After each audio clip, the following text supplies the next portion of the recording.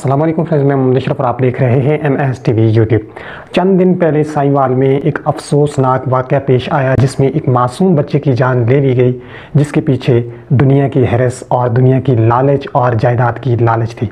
एक मासूम बच्चा जिसकी उम्र सिर्फ 8 साल थी, उसे ये भी नहीं पता था कि ये लोग मुझे क्यों मार रहे हैं, और फिर जिस बेदर्दी के साथ उसको कत्ल करके उसकी लाश को नहर में फेंका गया, उसके तसव्वुर में भी ये नहीं होगा और कभी उसने सोचा भी नहीं होगा कि मेरे अपने खून के रिश्ते वाले, अपने खूनी रिश्तेदार मेरे साथ इस तरह करेंगे। ये सब वक़ुआ हुआ कैसे, मीडिया पर भी ये बात चल रही है, 7 मुलज़मान को गिरफ़्तार भी कर लिया गया है।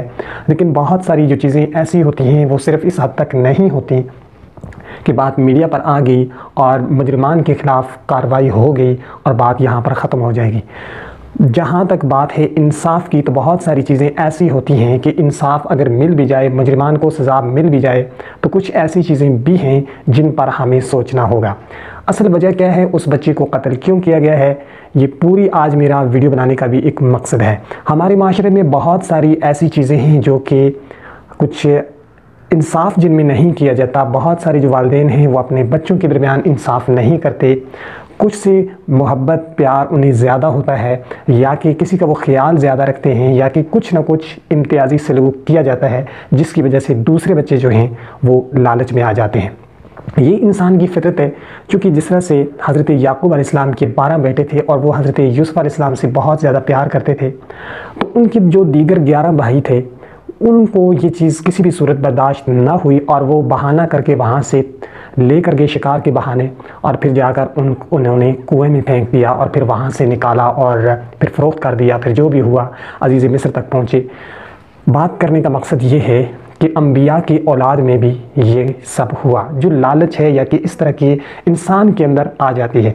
लेकिन कुरान पाक में अल्लाह ताला ने तमाम तर जो चीज़ें हैं वो वाज़े कर दी हैं कि वालिदैन को क्या करना चाहिए अपनी औलाद के साथ और किस तरह से अपनी विरासत को तकसीम करना चाहिए। पूरी डिटेल कुरान पाक में अल्लाह ताला ने वज़ाहत से बयान कर दी। अगर बेटे हैं तो वो कितना हिस्सा आएगा, बेटियाँ हैं तो कितना हिस्सा आएगा। लेकिन मसला ये होता है कि हमारे यहाँ मनमानी की जाती है। कुछ बेटे या बेटियों को ज़्यादा दे दिया जाता है, कुछ को कम दे दिया जाता है, और फिर वो लालच में आकर एक दूसरे को दुश्मन बन जाते हैं। जब हम शरीयत के अहकामात को पामाल कर देते हैं तो फिर ऐसे वाक़यात भी पेश आएंगे, और जब तक हम इन चीज़ों से बाज नहीं आते तो फिर ये सिलसिला चलता रहेगा। इसको रोकने के लिए हमें इंसाफ करना होगा। जहाँ तक बात यह है कि इस बच्चे का कातिल कौन है, जिन लोगों ने, जिन मुजरिमों ने इस मासूम बच्चे की जान ली वो तो कातिल हैं ही हैं, लेकिन जिनकी वजह से ये हुआ क्या वो कातिल नहीं है, ये भी एक सवाल है। जहाँ तक मुझे पता चला है कि जिस बच्चे को कत्ल किया गया है वो एक यतीम बच्चा था, यानी कि उसका वालिद पहले फ़ौत हो चुका था, और उसकी जो वालदा थी, उसकी वालदा के जो वालिद हैं यानी कि बच्चे के जो नाना हैं, उन्होंने 2 शादियाँ की हुई थी। पहली शादी में इस बच्चे की जो वालदा हैं अकेली थी और दूसरी शादी में उसकी ज़्यादा औलाद थी। हुआ कुछ इस तरह से कि इस बच्चे के नाना ने, यानी कि इस बच्चे की वालदा के वालिद ने अपनी जायदाद के 2 हिस्से किए, और उसमें से एक हिस्सा जो है वो इस बच्चे के नाम कर दिया, यानी कि अपनी बेटी के बेटे के नवासे के नाम कर दिया, और दूसरा हिस्सा जो है वो अपनी बकिया औलाद जो कि दूसरी बीवी की औलाद थी उसके नाम कर दिया। जिसकी वजह से उन लोगों को इस पर गुस्सा आया या लालच में आया कि ये बच्चा सारी जायदाद का हिस्सेदार बन जाएगा, तो लिहाजा इसको रास्ते से हटा दिया जाए, तो ये वजह बनी। अब जो बात मैंने आपसे की है, जिस ज़राए से मुझे पता चला है, ये वहाँ का एक मकामी लड़का है जिसने मुझे ये तफसीलात फ़राहम की और तस्वीरें दी। ख़बर ये मैंने मीडिया पर भी सुनी, वीडियोज़ वगैरह भी देखी हैं, लेकिन ख़ुद आप ये भी सुने कि असल वक़ुआ हुआ क्या है। तो मैं यहाँ पर आपको सुना देता हूँ। जो है ना ये बच्चा, इसकी जो मम्मा थी ना, उसके खामद फौत हुआ था, तो जो उसके पीछे वाले हैं, इसके पापा ने 2 शादियाँ की हुई थी। जो बच्चा है ना, इसकी मम्मा के पापा ने 2 शादियाँ की थी, और एक में सिर्फ एक ही बच्ची थी, और जो दूसरी शादी थी उसमें काफ़ी औलाद थी। तो उसने आधी जायदाद उनके नाम लगवा दी और आधी जायदाद इस अकेली के नाम लगवा दी। तो उन्होंने जायदाद की खातिर, ये बच्चा था ना, तो उन्होंने कहा ये बच्चा जायदाद ना ले जाए, इसके नाम थी आधी जायदाद। तो फिर उसने ना, उन्होंने इसको उठाया और नहर में फेंक दिया।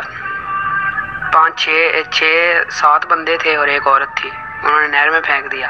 3 दिनों बाद लाश मिली, पुलिस ने मुकदमा दर्ज कर लिया। जी हाँ, तो दोस्तों ये आपने उसकी गुफ्तगू भी सुनी जो कि उनका पड़ोसी है या रिश्तेदार है।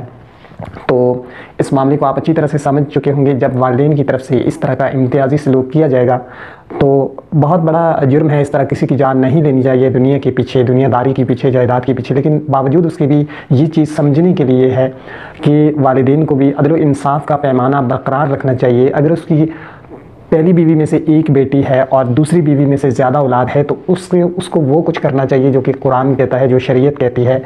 उसको किसी मुफ्ती से, किसी आलिम दीन से भी जाके पूछ लेना चाहिए था और कानून भी देख लेना चाहिए था। लेकिन जब हम अपनी मर्ज़ी से इम्तियाजी सलूक करते हैं तो इसमें 2 नुकसानात होते हैं। एक तो हमारी औलाद ही हमारी दुश्मन, आपस में दुश्मन बन जाती है, और दूसरा ये कि हमारी अपनी कब्र भी ख़राब हो जाती है। तो आज की मेरी इस वीडियो बनाने का असल जो मकसद है वो यही है कि जायदाद के बारे में बिलखसूस अपनी कब्र को साफ रखें। जायदाद के बारे में तकसीम से मुतल्लिक ऐसे फ़ैसले करें जो कि शरीयत के मुताबिक हों, कुरान के मुताबिक हों। ये ना हो कि कब्र में जाकर आपके लिए ये वबाल बने और इसी जायदाद की खातिर लड़ते हुए आपकी नस्लें भी तबाह बर्बाद हो जाए। वीडियो पसंद आए तो वीडियो को शेयर ज़रूर करें। शुक्रिया।